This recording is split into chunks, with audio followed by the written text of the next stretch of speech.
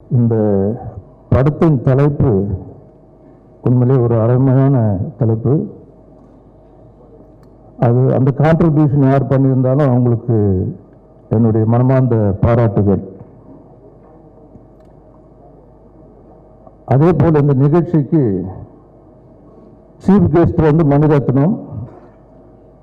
மணிரத்னம் சாருக்கும் இந்த தலைப்புக்கும் கொஞ்சம் பார்த்தீங்கன்னு சொன்னால் ஒரு ஒற்றுமை இருக்கு. அதாவது வாய் மூடி பேசுவோன்னு இது. மணிரத்னம் சார் வாய் திறந்து கூட அதிகம் பேச மாட்டார். அதுதான் அந்த பொருத்தத்தை நான் சொன்னேன். ஸோ அப்படிப்பட்ட ஒரு அருமையான நம்ம தமிழ்நாட்டுக்கு இல்லை, இந்தியாவுக்கு இல்லை, உலக அளவில் ஒரு நல்ல அற்புதமான டைரக்டர்னு சொன்னால் அது நம்ம மணிரத்னம். அது உண்மையிலே நமக்கு பெரியான விஷயம். அது பாராட்ட வேண்டி வருது. முக்கியமாக தயாரிப்பாளரை பற்றி ஒரு சில வார்த்தைகள் நான் சொல்லணும். ஃபர்ஸ்ட் அவர் என்னை பார்க்க வீட்டுக்கு வரும்போது, பொதுவாக நாங்கள் ப்ரொடியூசர் என்ற முறையில் நான் டைரக்டராகவும் இருந்திருக்கேன்றதுனால சில நடிகர்கள் வருவாங்க புதுசாக சான்ஸ் கேட்க. நான் முதல்ல நினச்சேன் இவர் நடிகராக இருப்பாருன்னு சொல்லி. அப்புறம் வந்த பிறகு அவருடைய பேரண்ட்ஸு அவருடைய பற்றி சொல்லும்போது ஒரு பெரிய இண்டஸ்ட்ரியலிஸ்ட், ஒரு ப்ரொடியூசராக வந்தது உண்மையிலே எங்களுடைய இண்டஸ்ட்ரிக்கு இல்லை, நம்ம தமிழ் சினிமாவுக்கே நல்ல ஒரு வருகை. அது பாராட்டியே தீரணும். அது அவருடைய ரொம்ப சிம்பிளாகவும் ஹம்பிளாகவும் அந்த பிஹேவியர் இருக்கு பாருங்க. இந்த காலத்தில் அது நம்ம பாராட்டியே தீர வேண்டும். அது நிச்சயம் உங்களுடைய எதிர்காலத்துக்கு மட்டும் இல்லை, எங்களுக்கும் சினிமாவுக்கு பெரிய ஒரு வரப்பிரசாதமாக இருக்கும். ஏன்னா ஒரு ஜெயிச்ச தொழிலதிபர்கள் சினிமாவுக்கு வருதுன்றது பேரண்ட்ஸ் என்கரேஜ் பண்ணியிருக்காங்கன்னு சொன்னால் நிச்சயமாக அந்த பேரண்ட்ஸையும் நான் பாராட்ட தீர வேண்டும்.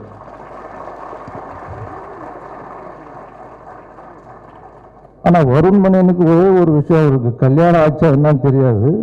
பட் இவ்வளோ வசதியானவர் தயாரிப்பாளர். சினிமான்னு சொன்னாலே பொதுவாக ஜாகிரதையாக இருங்கன்னு சொல்லுவாங்க.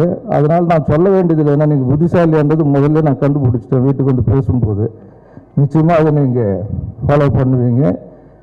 அது மட்டும் இல்லாமல் அவருடைய பார்ட்னர் வயநாட் சசி நல்ல திறமையான ஒரு தயாரிப்பாளர்.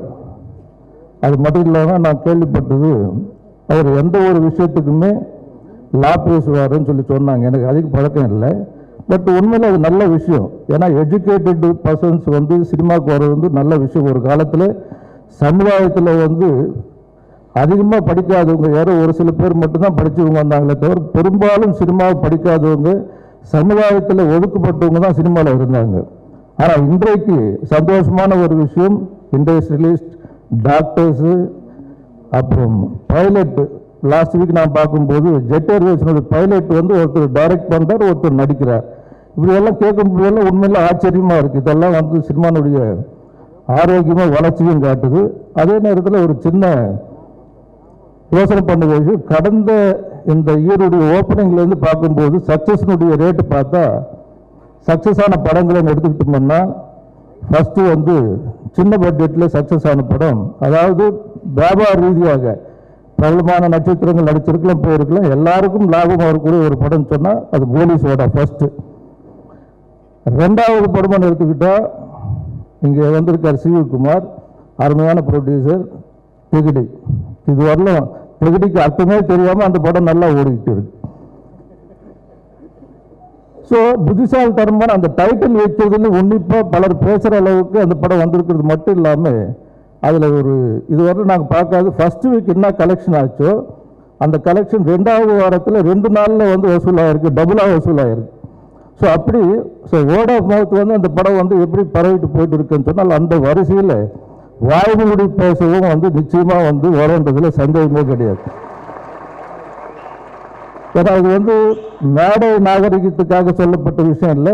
பார்க்கும்போது அந்த விஷுவல்ஸ் பொதுவாக ஒரு படத்தில் ஒரு கேமராமேனை பாராட்டும், ஒரு ஆர்ட் டைரக்டர் பாராட்டும், டைரக்டர் பாராட்டும். நான் இங்கே பார்க்கும்போது அத்தனை டெக்னீஷியன்ஸை உண்மையிலே பாராட்ட தீரணும். எஸ்பெஷலி அந்த ஹீரோயினுடைய காம்பினேஷன் அருமையான காம்பினேஷன். அவங்களுடைய கெமிஸ்ட்ரி நல்லா ஒர்க் அவுட் ஆகிருக்கு.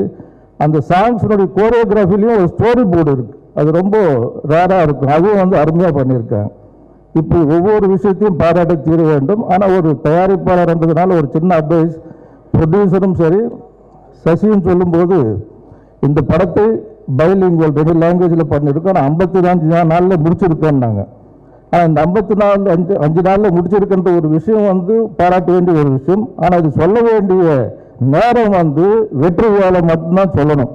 இல்லைன்னா எங்கள் இண்டஸ்ட்ரியில் என்ன சொல்லுவாங்க, அது சுற்றிட்டாங்க சீக்கிரமாக முடிச்சுன்னு சொல்லுவாங்க. ஆனால் இல்லை, அது இல்லை, டேலண்ட் இருக்குது. பாலாஜி மோகன் நிச்சயமாக பார்க்கும்போது நிச்சயமாக ஒரு ஜெயிப்பார்ன்றது சந்தேகம் இல்லை. நிச்சயம் ஒரு மாபெரும் வெற்றி பெறுமாக வரும்.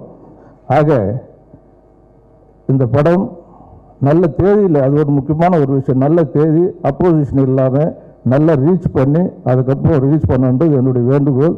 இந்த வாய்ப்புக்காக நன்றி கூட்டி விடைபெறுகிறேன். உனக்கு ஆக்சுவலாக முண்டாசுப்பட்டி பண்ணிட்டு இருந்தபோது திடீர்னு ஒரு நாள் கால் பண்ணார் சிவகுமார் சார். கால் பண்ணி இந்த மாதிரி இன்னொரு ப்ராஜெக்ட் இருக்குது, ஷூட்டுக்கு இன்னும் 3 days தான் இருக்குது, நீங்கள் உடனே பண்ண முடியுமா அப்படின்னு கேட்டார். அவர் சொன்னார் இந்த மாதிரி சந்தோஷ் தான் கேட்டாங்க, சந்தோஷ் ரொம்ப பிஸியாக இருக்கார், நீங்கள் பண்ணுவீங்கன்னு நான் சொல்லியிருக்கேன், பண்ணுவீங்களா அப்படின்னு கேட்டார். எனக்கு ஆக்சுவலாக என்ன சொல்கிறதுன்னு தெரியல, ஏன்னா ரொம்ப பெரிய ரெஸ்பான்சிபிலிட்டியாக இருந்தது. ஸோ அந்த சமயத்தில் சசி சாரோட பேசினேன் ஃபோனில். பேசும்போது ரொம்ப நம்பிக்கையாக பேசினார். என்னை பற்றி கேள்வி தான் பட்டிருந்தார். ஆக்சுவலாக மியூசிக் கூட அவர் அப்போ கேட்கல. அப்போ நாங்கள் பேசின போதே I was given a lot of confidence. And ஒரு பெரிய பொறுப்பை நம்பி என்கிட்ட எப்படி கொடுத்தாங்கன்னு எனக்கு தெரியல. But I hope I lived up to that expectation. So thanks to Sivakumar sir. முதல்ல அவர் தானே எனக்கு இந்த படம் கிடச்சிருக்காது. And the next 2 people I should thank are Varun Manian sir and Shashi sir for truly believing. இந்த படத்துக்கு ஆக்சுவலாக மியூசிக் எவ்வளோ ஸ்பெஷல் அப்படிங்கிறத பற்றி நான் சொல்ல முடியாது. மியூசிக் ரொம்ப பண்ணணும் இந்த படத்தில், அவ்வளோ தேவை மியூசிக் இந்த படம். ஸோ அந்த விதத்தில் பார்க்கும்போது நான் ஆக்சுவலாக வேலைக்கு எனக்கு நிறைய க்ரேசியான ஐடியாஸ்லாம் இருந்தது. புதுசாக அதான் பண்ணணும்னு நினைப்போம். பட் இது வெளியில் நிறைய பேர் கேட்க போகிறாங்க, ஆடியன்ஸ் கேட்க போகிறாங்க அப்படின்னு நினைக்கும்போது இதுக்கு சூட்டபிளாக ரிலவெண்ட்டாக அப்படின்லாம் எதுவுமே ஒரு எந்த ஆட்சேபனை அப்ஜெக்ஷன் எதுவுமே இல்லாமல் என்ன ஐடியாஸாக இருந்தாலும் ட்ரை பண்ணுங்கள், நம்ம எல்லாமே பார்த்துக்கலாம் அப்படின்னு சொல்லி ரொம்ப சப்போர்ட்டிவாக இருந்தாங்க 2 சைட்லையுமே. So I should really thank the producers of this film. அடுத்ததாக நான் தேங்க் பண்ண நினைக்கிறது எங்கள் அப்பா அம்மா. மியூசிக் ஆக்சுவலாக எனக்கு it was handed on a platter to me. நான் கர்நாடிக் மியூசிக் கற்றுக்கிறதுக்கு ரொம்ப கஷ்டப்படலை. அவங்க 2 பேரும் போட்ட பிச்சை தான் எனக்கு மியூசிக். ஸோ இது ஒரு ஸ்பீச் மாதிரி எடுத்துக்காதுங்க. ஐ வாண்ட் திஸ் இந்த பேசுகிற ஆப்பர்ச்சுனிட்டியை நான் தேங்க் பண்ணணும். நிறைய பீப்புளாக நினச்சிட்டு தான் வந்தேன். பேர்லாம் எழுதிக்கணும்னு நினச்சேன், பேப்பர் அங்கேயே வச்சிட்டேன்.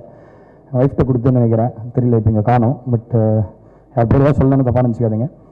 அடுத்ததாக என்னோடய 2 மென்டர்ஸ் அண்ட் ஃப்ரெண்ட்ஸ். ஒருத்தர் இங்கே இல்லை, ஒருத்தர் பாஸ்டனில் இருக்கார், ஸ்ட்ரிங்ஸ் ரெக்கார்ட் பண்ணிவிட்டு, ஜான் வில்லியம்ஸோட ஆர்கெஸ்ட்ராவோட. அவர் பேர் பிரதீப் குமார்னு பேர். ஆசை ஒரு புல்வெளிங்கிற பாட்டை பாடினவர்.